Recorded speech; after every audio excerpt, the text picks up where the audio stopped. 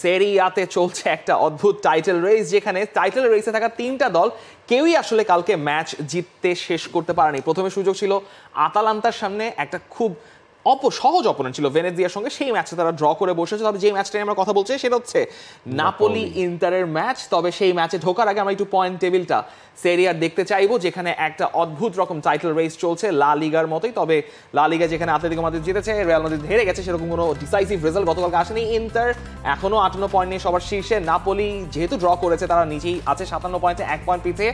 আতালান্তারা রয়েছে 55 পয়েন্টে, ইউভেন্তুস 49 এবং লাৎসিও 47 পয়েন্ট। অর্থাৎ তিন দলের একটা নেক অ্যান্ড নেক লড়াই, মাত্র 3 পয়েন্ট তাদেরকে সেপারেট করেছে। কিন্তু গতকালকে স্টাডিও দিয়েগো আর্মান্দো মারাদোনাতে যখন নাপোলি ইন্টারের ম্যাচটা হলো, সেখানে নাপোলি শেষের দিকে যেভাবে মানে চাপ দিয়ে ধরেছিল ইন্টারকে, ইন্টার যে একটা ড্র নিয়ে বেরোতে পেরেছে সেটাই মোটামুটি একটা ভাগ্য। তবে ইন্টার ফার্স্ট হাফে পড়ার চেষ্টাও খুব একটা করে নাই, কারণ ডিমার্কোর গোলের পর যেটা হয়েছে, ইন্টার সিট ব্যাক করে নাপোলিকে ইনভাইট করেছে কন্তের দলের যে ব্যাপারটা, পজিশন দেখে তারা বারবার আক্রমণে গেছে। তবে ইন্টারের যে গোলকিপার মার্তিনেজ, যিনি আসলে জমারের জায়গায় ডেপুটাইজ করছেন, যেহেতু জমার ইনজুর, তাকে অনেক বড় পরীক্ষা দিতে হয়েছে। কিন্তু শেষ পর্যন্ত ফিলিপ বিলিং এর কাছে যে আর আলটিমেটলি তিনি পারলেন না।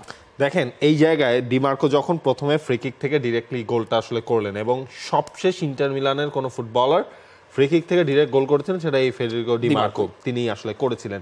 এরপর আমরা দেখলাম হচ্ছে কি সেখানে ইন্টার মিলান লিডটা নিল, যদিও সেকেন্ড হাফে যে তাদের কেন আসলে ধুকতে হয়েছে, দেখেন ডিমার্কোকে উঠিয়ে নিতে হয়েছে, তারপর চালহানোগ্লু তিনি আসলে উঠে গেছেন।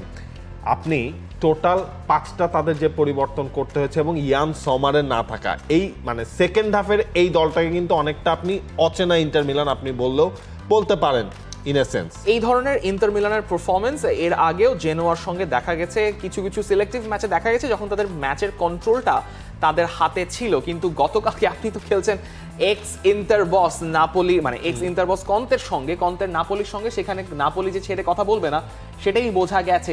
টোটাল শটস অ্যামাউন্ট নাপোলির 19টা, সেখানে ইন্টারের শট হচ্ছে মাত্র 6টা।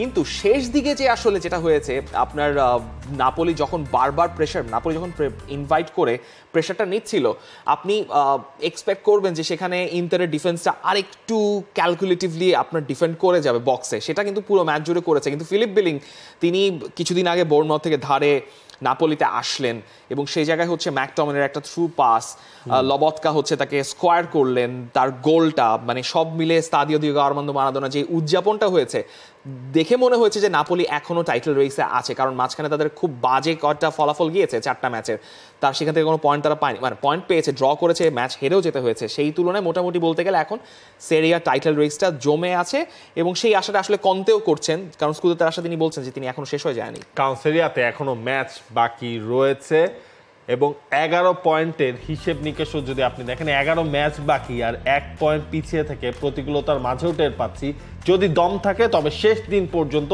স্কুডেতোর জন্য লড়াই করে যেতে হবে, এবং সেটা যে তারা পারবে সেই আত্মবিশ্বাসটাও কিন্তু রয়েছে Antonio কন্তের।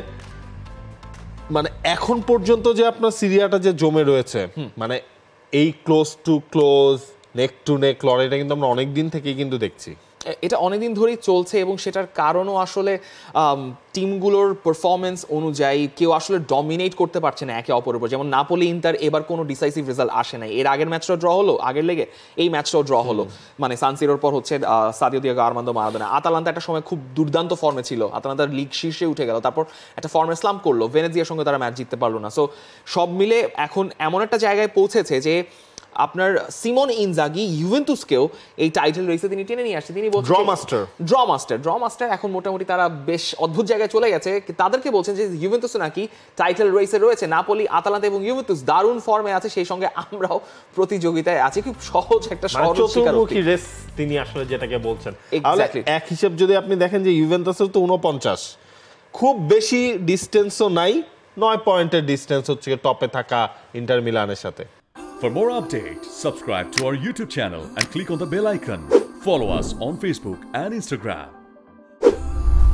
Download T-Sports app to enjoy exciting games and highlights. Visit tsports.com.